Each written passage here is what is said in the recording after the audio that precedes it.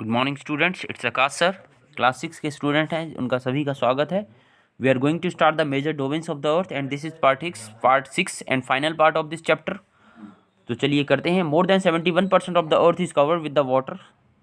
पृथ्वी का 71% से ज़्यादा जो है हिस्सा जो है पानी से कवर है। सबको पता है, जैसे ये अर्थ है, इसका 71% से ज़्यादा का हिस्सा जो है पानी है। जैसे ये हमारी साउथ अमेरिका हो गई और ये नॉर्थ अमेरिका हो गई, ये अफ्रीका हो गई, ये इंडिया हो गया आपका हल्का हल्का सा एक फिगर में आपको दे दे रहा हूँ। ये ऑस्ट्रेलिया हो गया, ये अंटार्कटिका हो गया। अब ये सारा पानी है, ठीक है। ये अटलांटिक महासागर, सॉरी, ये सारा पानी है, ये सारा का सारा पानी है, ठीक है।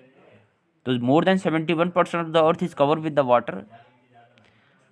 71% से ज़्यादा जो है पानी का हिस्सा है। सो पृथ्वी का 71% भाग पर पानी है एंड 9% भाग पर क्या है आपका लैंड है, ठीक है, ज़मीन है, ठीक है। More than 97% of the earth water is found in the oceans. ये बताया था मैंने, ओशंस में पाया जाता है, यानी 29% का 97% ओशंस में पाया जाता है। 71% का 97% ओशन में पाया जाता है।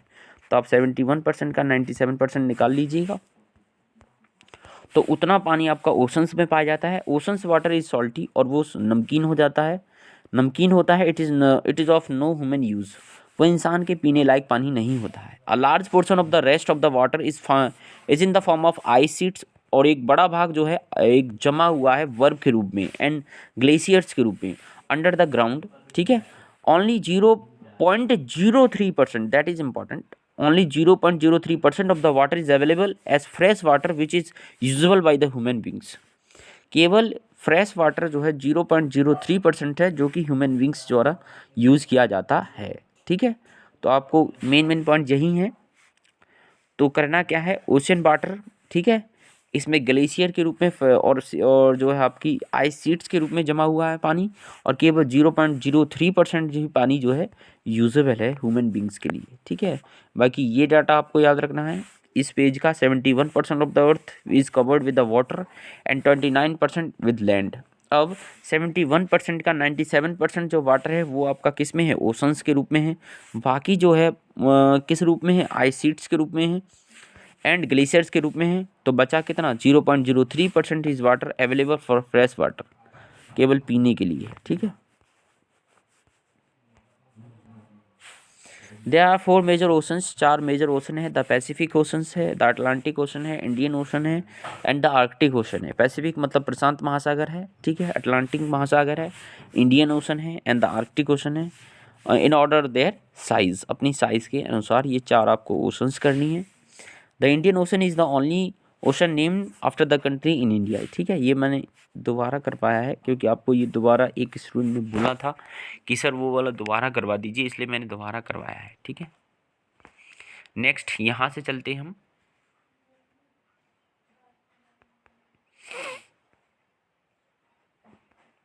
यहाँ तक हो गया हमारा ये वाला पेज। यहाँ से चलते हैं।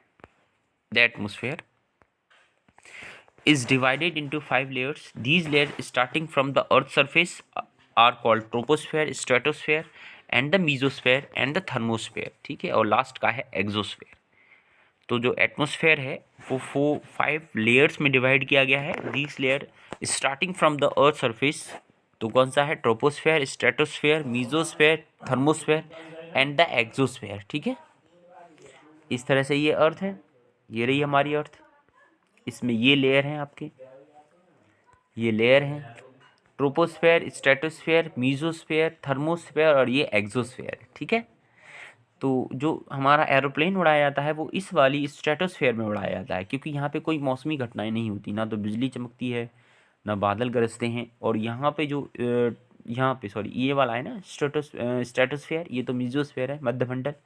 और ये आपका ट्रोपोस्फेयर है। तो ट्रोपोस्फेयर में जो है सारी बादल का गरजना, बिजली का चमकना, सारी घटनाएं होती हैं, ठीक है।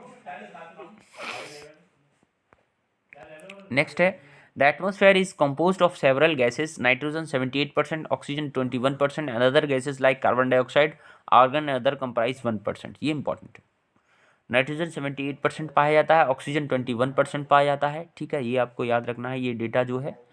And other gases like carbon dioxide, argon and comprise 1%, ठीक है। अदर गैसेस जो हैं 1% अदर गैसेस पाई जाती हैं। Oxygen essential for our life, oxygen जो है हमारे जीवन के लिए एसेंशियल है। We can not live without it, हम बिना इसके जी नहीं सकते। Nitrogen is essential for the growth of living organism. अच्छा, ऑक्सीजन जो है इंसानों के लिए इंपॉर्टेंट है, ठीक है, याद रखना, ऑक्सीजन इंसानों के लिए, इंसानों के जीवन के लिए इंपॉर्टेंट है। We can not live without it, but nitrogen is essential for the growth of living organism, ये इंपॉर्टेंट है।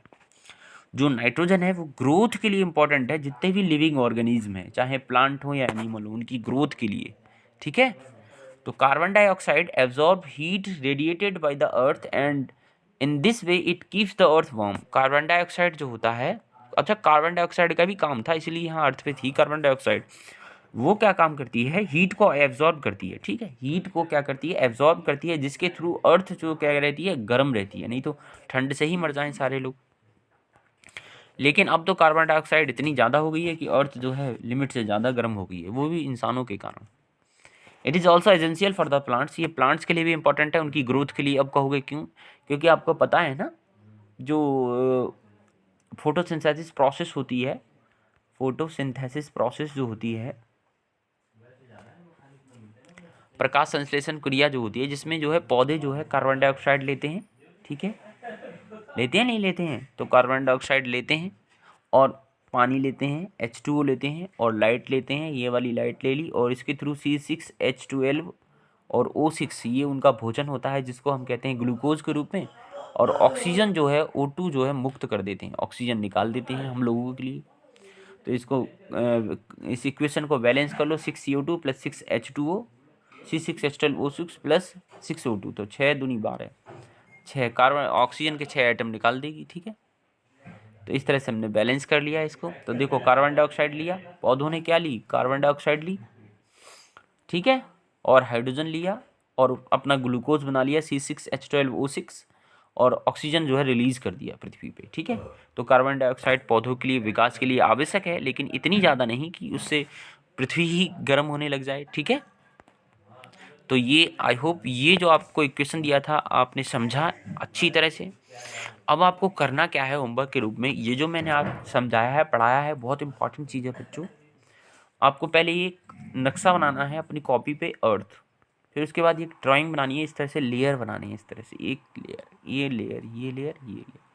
अब इस लेयर में नाम लिखना है, ये ट्रोपोस्फेयर है, ये स्ट्रेटोस्फेयर है, ये मीजोस्फेयर है, ये थर्मोस्फेयर, ये एक्सोस्फेयर है, और ये मीजोस्फेयर, सॉरी ये थर्मोस्फेयर है और ये एक्सोस्फेयर है, इस तरह से लिखना है।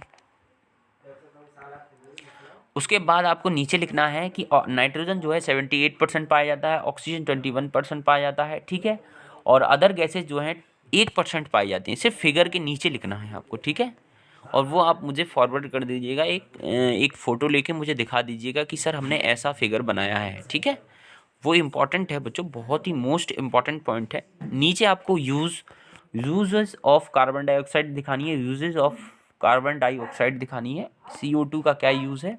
तो मैंने जैसे बताया, जो भी पौधे होते हैं, जितने भी पौधे होते हैं, वो कार्बन डाइऑक्साइड को लेते हैं, CO2 प्लस पानी ले लेते हैं, और लाइट तो उन्हें यहाँ से मिल ही जाती है, उसके द्वारा वो C6H12O6 प्लस ऑक्सीजन को रिलीज कर देते हैं, O2 को रिलीज कर देते हैं, ठीक है, O2 रिलीज कर देते हैं। तो ये जो कार्बन डाइऑक्साइड उन्होंने ली है, ठीक है,